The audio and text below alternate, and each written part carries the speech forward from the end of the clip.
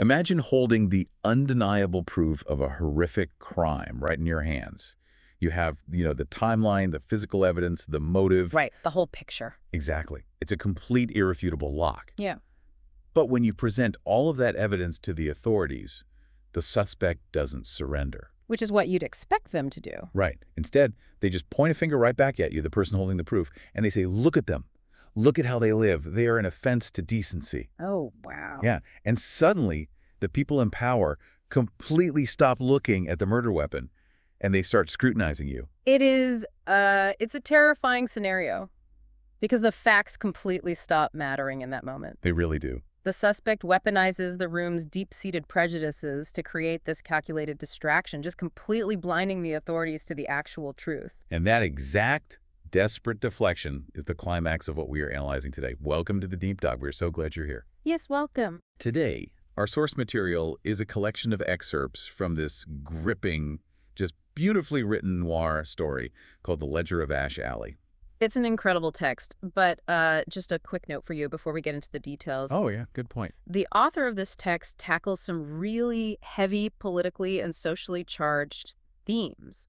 Things like systemic oppression, moral panics, and, the clash between traditional values and marginalized identities. Right. So our goal today is strictly to analyze the author's arguments, to break down how they construct this narrative, and to explore the sociology they're presenting. We're looking at the mechanics. Exactly. We aren't endorsing a specific worldview or taking a stance on these broader political issues. We are simply unpacking the mechanics of this incredibly intricate story. Exactly. Our mission is to look at the machinery underneath the plot. We want to understand how a city's power structures operate according to the author. Right, the internal logic of it. Yeah. And how marginalized voices navigate a world that ignores them, and what happens when private identities violently collide with public scrutiny. It's a lot to cover. It is. Okay, let's unpack this by starting with the setting itself. What kind of world are we dealing with? Well, the setting is Ash Alley, and the author treats the city almost like a living, breathing antagonist. Like a character of its own. Totally. Yeah. It's described as a place built on fog and commerce, where the streets run in grids like the lines of a ledger. Everything is transactional. A ledger. So, like, every column is tallied, every debt is recorded, and nothing is ever given for free. That is the exact mood the author establishes, and they do it brilliantly through one really specific environmental detail, which is the streetlights. Oh, I love this part. The text explicitly tells us that in Ash Alley, the streetlights don't burn gold. They burn amber. Amber. Yeah. The author notes that gold suggests generosity, but amber only warns you. I'm trying to wrap my head around what that would actually feel like. It's like living your entire life under a permanent yellow traffic light. That is a perfect way to put it. Think about the psychology of that. When you're driving and the light turns yellow, your body tenses up. You brace yourself. Right, you have to make a split-second decision. You proceed with caution because the environment is suddenly unstable. Yes. If a city is constantly casting that amber light on its residents, it's essentially telling them, watch your back. Do not get comfortable. It never lets anyone fully stop or feel safe. Which perfectly explains the psychological state of the people who survive there. They're entirely shaped by that hypervigilance. It's exhausting just thinking about it. It really is. And that brings us to our two protagonists. The text introduces us first to Mara Lane, who's a 34-year-old private investigator. Okay, I want to know more about her. How does the author introduce someone who lives under that kind of constant caution? Through her environment, actually. She operates out of a third-floor office with a desk drawer that constantly gets stuck. Classic noir detail. Right, but the defining detail is her office door. The paint is peeling off of it. The author describes the color as a decision you regret by morning. Ouch. Yeah, and Mara leaves it peeling because she finds a certain honesty in the fading.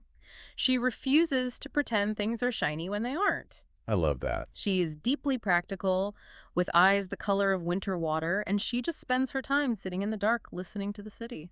That paints such a vivid picture. She isn't a glamorous detective, She's an observer. Yeah. So who disrupts that quiet observation? A woman named Evelyn Hart. Evelyn is a singer at a high-end club called the Velvet Meridian. Okay, so a different side of the city. Exactly. The author describes her as someone who fills a doorway not with size, but with presence. But it's a very constrained presence. How so? She has a singer's perfect posture, yet she holds herself incredibly carefully.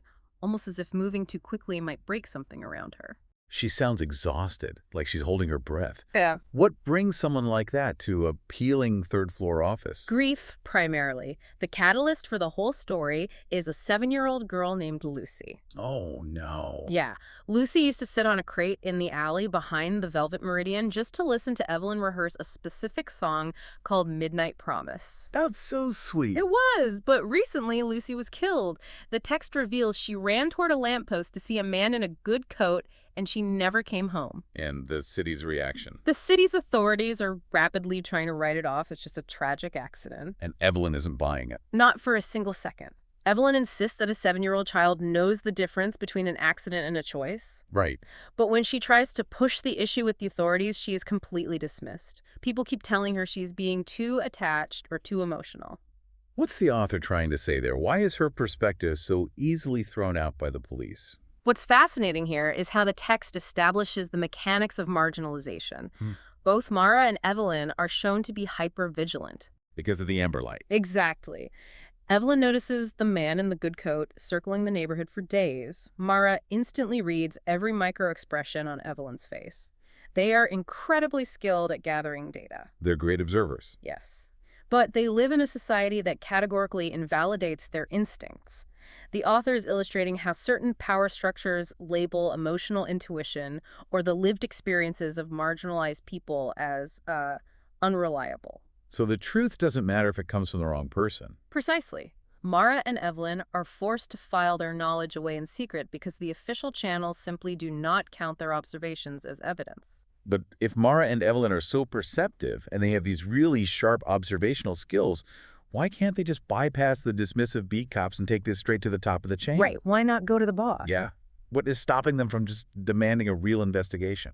Because a city that operates on that permanent yellow light, a city built on caution and suspicion, requires incredibly rigid structures to keep the panic at bay. Okay, that makes sense. The author calls these structures the city's load-bearing walls. So we're talking about the people in charge, the institutions. Exactly.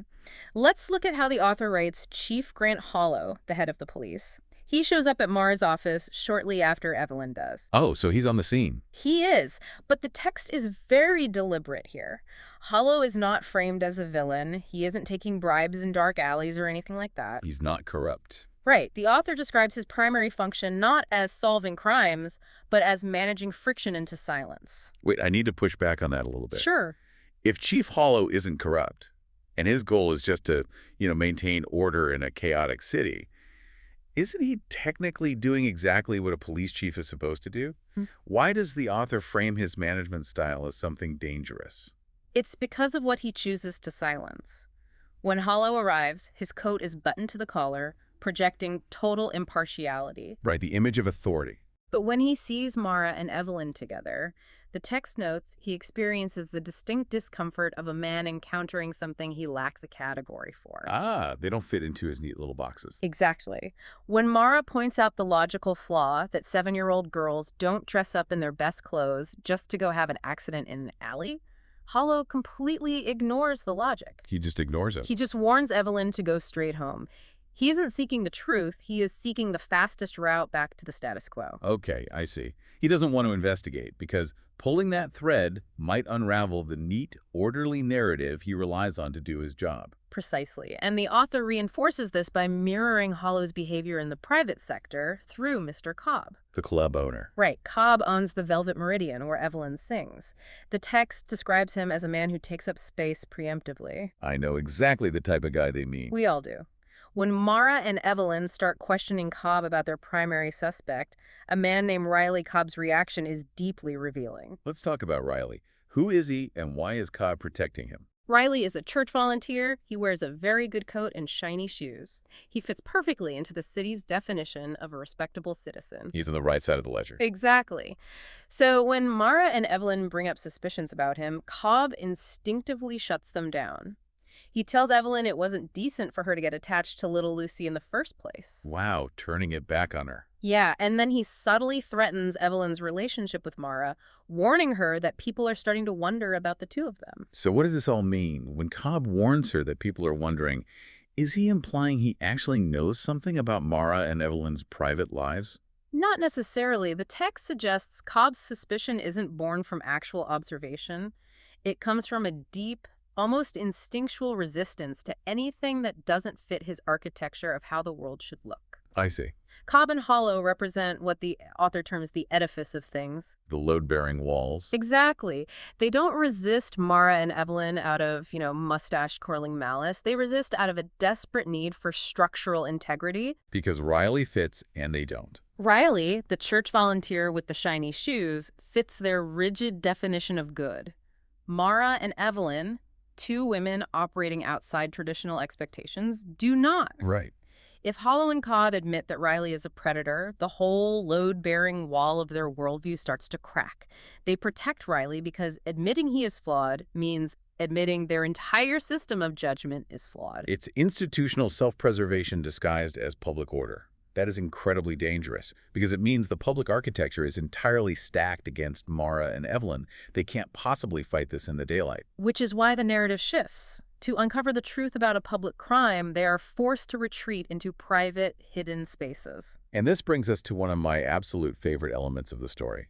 If the official authorities are hostile, where do they go? Who actually helps them? They find an informal network of trust, starting with Mrs. Eleanor Doyle. She is a landlady who has been renting rooms in Ash Alley since before Chief Hollow could even tie his shoes. The author gives Mrs. Doyle such a specific texture. She's seen wars, she's seen fortunes rise and fall. The text says she has completely outlived fear. Outlived fear. Such a great phrase. It really is. And she is the one who holds the actual key to the case. Yes, she casually reveals that she saw little Lucy running toward Riley the night she died, and Lucy was holding a glass marble. The physical evidence. But Mrs. Doyle's role in the story is much larger than just providing a clue. She provides sanctuary. How so? Like, literally? Literally and emotionally. She instantly recognizes the unsaid developing romance between Mara and Evelyn. The author gives her this striking line. She says, "I know when two souls look at each other like the world's about to end." Oh, that's beautiful. It is. Mrs. Doyle warns them that the city doesn't clap for that kind of duet yet, acknowledging the systemic prejudice, but she offers them her rooms anyway. She promises to keep their secrets safe. Which leads them to rent a room at the Mooncrest Motel. The imagery here is fantastic. Oh, the Art Deco motel. Yes. It's sitting on the very edge of the city's good intentions. It has these chevron tiles and room numbers stamped in a font that, according to the author, once believed in the future. Such a specific melancholy vibe. They officially go there to map out Riley's movements without being watched by Cobb or Hollow. But the psychological reality, the author notes, is that they go there to finally drop their guard. They sit on opposite ends of a bed, and they just talk about the utter exhaustion of performing normalcy for a city that is always watching them with that amber warning light. Here's where it gets really interesting. Think about the irony of the Mooncrest Motel. It is a place literally designed for people to hide. It's peripheral, it's out of sight. Right. And yet, structurally in the story, it is the only place where Mara and Evelyn can be completely, authentically visible to one another. They literally have to hide from the rest of the world just to stop hiding from themselves. It is a profound paradox. And the author uses this to make a larger sociological point. The sheer exhaustion of performing for society is something many people experience, but it carries a crushing weight for marginalized groups.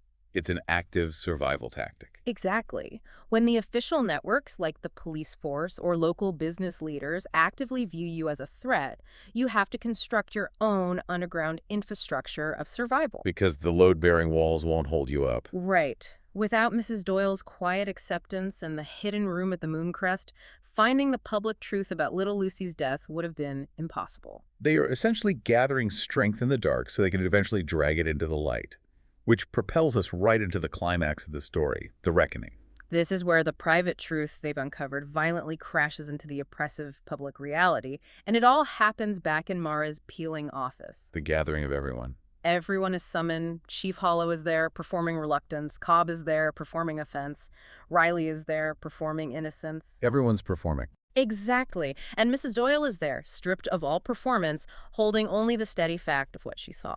I have to admit, the way Mara springs the trap is incredibly satisfying. She is methodical. She doesn't miss a beat. No, she doesn't. She lays out the glass marble Mrs. Doyle saw. She produces photographs of adult shoe prints found in the alley, measured by Hollow's own men, which perfectly match the specific shiny shoes Riley is currently wearing. And then the final piece. Yes. Then she brings up Cobb's previous admission that Riley frequently hands out glass marbles at the club as prizes for children. It is an airtight, undeniable sequence of logic. It is the ultimate smoking gun. Riley is completely cornered. The text describes his face moving through several expressions like weather over bad ground, and then he makes his move. And he doesn't try to explain away the footprints. He doesn't invent a story about the marble. No, he doesn't even try. He pivots entirely.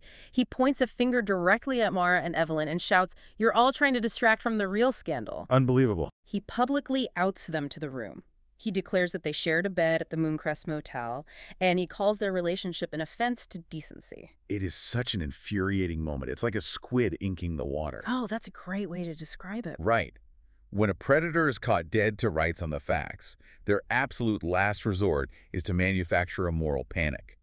They spew this massive cloud of outrage to blind everyone else in the room so they can slip away in the confusion. And neurologically, sociologically, the author is showing us why that tactic works on institutions.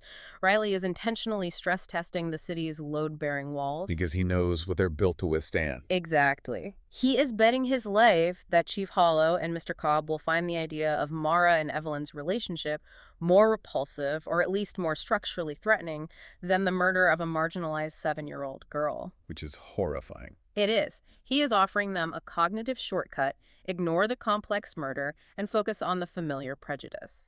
And for a terrifying second, you can feel it almost working. The text says Cobb looks shaken, Hollow looks complicated, the room goes completely dead still. They're actually weighing it. They really are. But then, the underground infrastructure pushes back. Mrs. Doyle speaks up. She cuts right through the panic with one of the most powerful lines in the text. I got chills reading this part. She looks at Riley and says, "Love never killed a child." Wow. That cuts right through the ink in the water. It completely recenters the room on the actual victim. It forces Hollow to look at the physical reality on the desk instead of the rigid architecture in his head. And it compels Hollow to act. He formally arrests Riley. He admits out loud that he can believe Riley hurt a child before he can believe that Mara and Evelyn are the real threat in the room. A rare moment of clarity for him. But the author's very careful with Hollow's phrasing here. Hollow says the notion of their relationship being the real crime is nearly impossible in this town. Nearly impossible. That's such a specific, hesitant choice of words. He sounds half ashamed. He isn't suddenly having an epiphany and becoming a champion for civil rights. No, he isn't. If we connect this to the bigger picture, the author is making a very realistic point about institutional change. Justice in Ash Alley is not a grand cinematic victory where everyone learns a lesson and the system is fixed. Right, the lights are still amber. Exactly. The text describes Hollow's action as a crack in the wall. The city flinches slightly toward decency. The progress is limited, it is highly qualified, and it's hesitant. But it is still a tangible crack in the edifice. Which leaves us in the aftermath.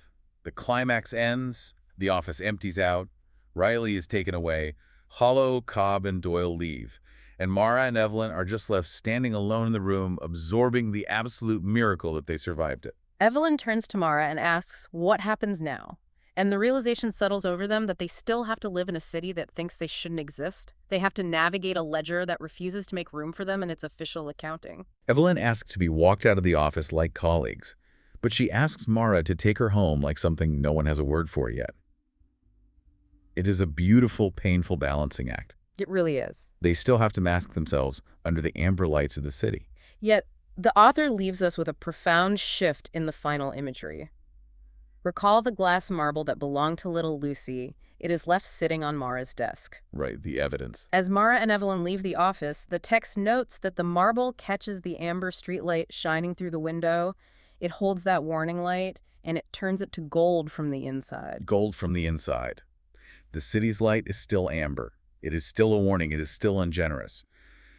But the author is suggesting that through their shared truth and their connection, Mara and Evelyn can take that hostile light and transform it. Yes. They have to create their own gold light because the city will only ever leave them in the dark. It is an intimate, quiet victory.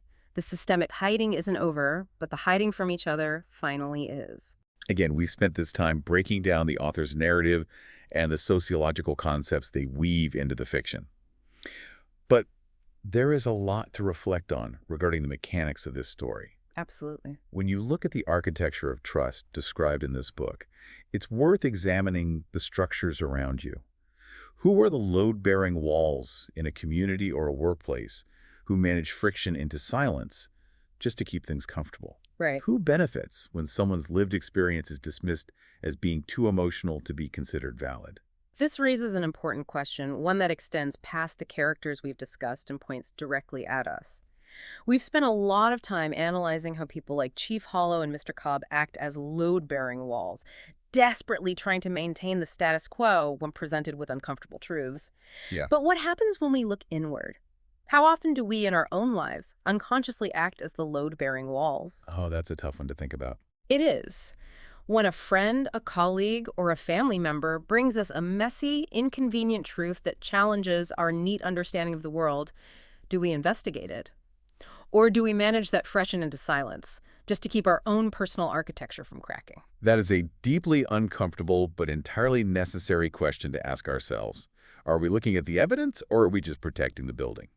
Thank you so much for joining us for this deep dive into the Ledger of Ash Alley. Keep your eyes open, watch out for the amber lights, and we will see you next time.